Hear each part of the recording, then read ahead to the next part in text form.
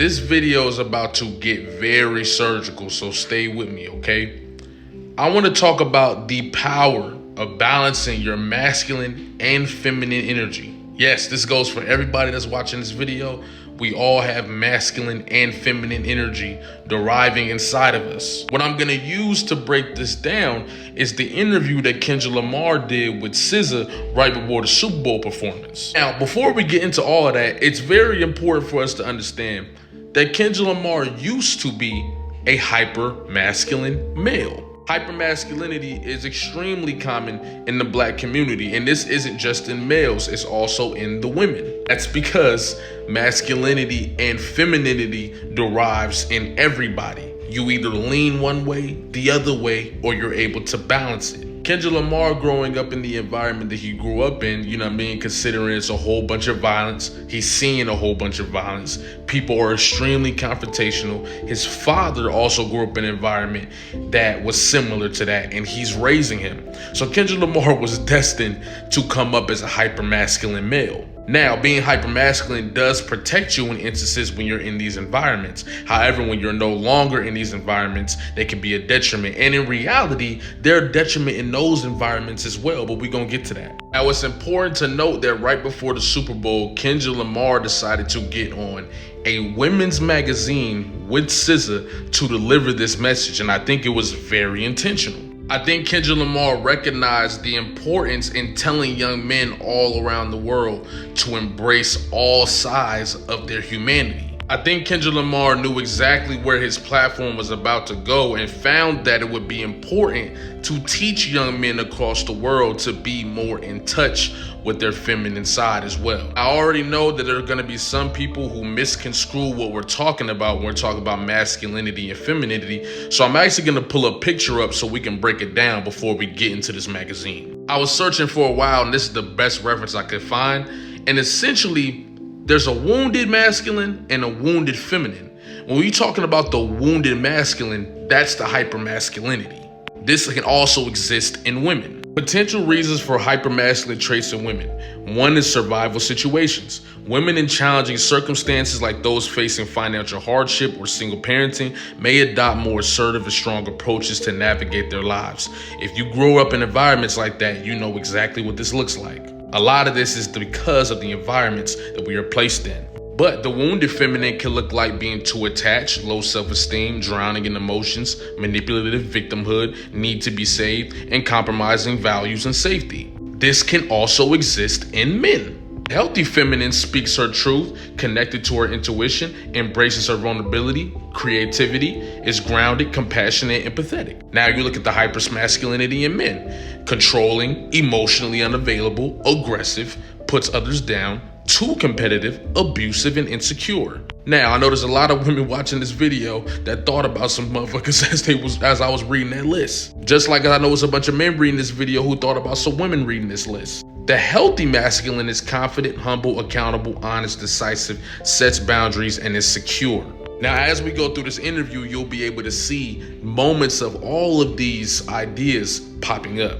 So SZA asked Kendrick Lamar, what do you think the top 3 contributing factors to your self-transformation in the last few years has been? Kendrick Lamar responds by saying the power of honesty, being honesty with myself, perspective about the person sitting across from me, and learning that vulnerability is not a weakness. Now, when we look at the wounded masculine, which is typically hypermasculinity, what do we see? Emotionally unavailable, which is tied to the lack of vulnerability. So Kendrick Lamar is telling you himself that he grew up hypermasculine. Then goes on to say, we talk about our childhood. I hate going back to that. It's traumatizing. My pops was tough. He was militant. As far as every day you were expected to go to work, take care of your family, get back up and do it all over again. Being a man type shit.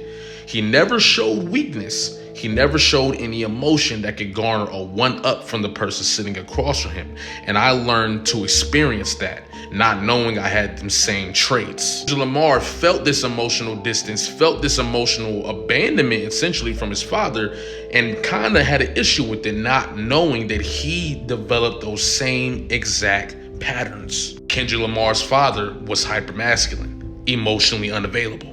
He goes on to say, but for what I do, there is certainly no growth without vulnerability. If I understood the power of vulnerability earlier, I could have had more depth and more reach to the guys that was around me in the neighborhood coming up. Now, with somebody who actually has experienced this and experiences as I continue to grow older, I've learned to deal with it, etc. But the little leakages are still there, right? And what he means by this is, think about all the moments you have where you can say something truly impactful by really cracking your heart open and letting your emotions flow, letting your words come out from your heart. But the thing is, we don't allow ourselves to do that. And instead, we close ourselves off, we shrink, and people who need to be heard feel like they aren't seen or heard because of that. He says, our parents, they never had these outlets to express themselves the way they wanted to. I've always looked at us as somewhat a beacon of hope for them. I always wanted to know, how does your mom feel about your self-expression? Which is a great question considering women back then weren't able to express themselves the way they are now. Once again, the wounded femininity doesn't want to speak their truth. The healthy feminine speaks the truth. SZA then asked Kendrick Lamar, when was the last time you cried? He says, I would say the last time I cried was probably on Mr. Morale on the Mother I Sober record. That was 3 years ago. Kendrick Lamar has not cried in 3 years as far as his interview is concerned. Once again, hyper-masculine traits, making sure he keeps his game face on, keeps his poker face on so nobody knows, nobody can get the one up on him. These are the ways that you gotta live when you live in certain environments. SZA goes on to ask him, would you say you've been doing more crying recently than you have in your life? And he says, now? Yeah, I have to. SZA responds with, it's cleansing. This is the crazy part. SZA asks him, when was the first time you let yourself cry? Kendrick Lamar says, the first time I allowed it to happen is documented on stage when Dre and Snoop and the whole West Coast was out and they handed him the torch. So you telling me Kendrick Lamar went 24 or 23 years of his life, right, without allowing himself to cry? That doesn't mean he cried. That means he finally allowed himself to cry at the age of 24. Think about all the pent up emotions, anger, aggression that's built up in the body of a man who does not allow himself to cry until he's in his mid-20s. This is what we deal with in our community based on our environment, the things that we grew up with. You see what I'm saying? And people growing up in poverty, like, these are the type of things that you gotta get accustomed to.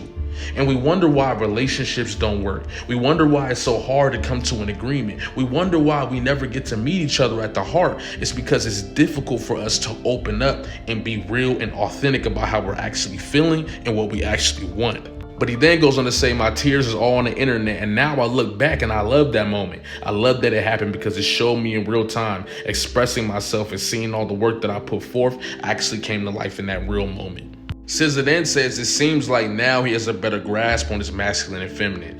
Kendrick goes on to say, I have to balance both. At first, all I knew was the masculinity. I always kept that wall up because of my pops. But the more I delve deeper into my music and the more expressive I get with myself, that is the feminine energy right there. We coming right back to it. The femininity, creative.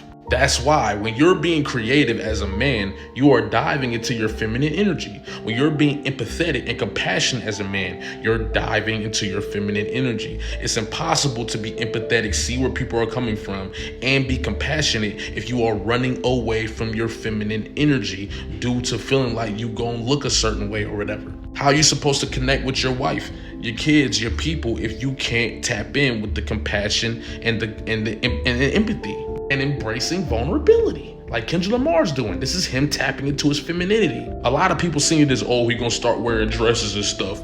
No, bro, it's such a more complex conversation than that. And for all the men that's watching, I don't know if y'all notice how the ladies been reacting to Kendrick Lamar. You can say it's because of the fame. You can say because he won the battle.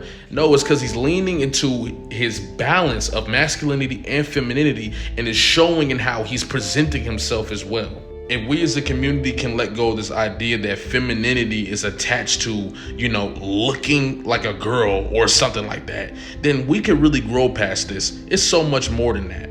And masculinity is so much more than being tough and all this stuff. But like, comment, and subscribe. Expect more introspective videos like this. We finna start getting into some different stuff on the channel. Love y'all. Please subscribe if you're new. Let's get it.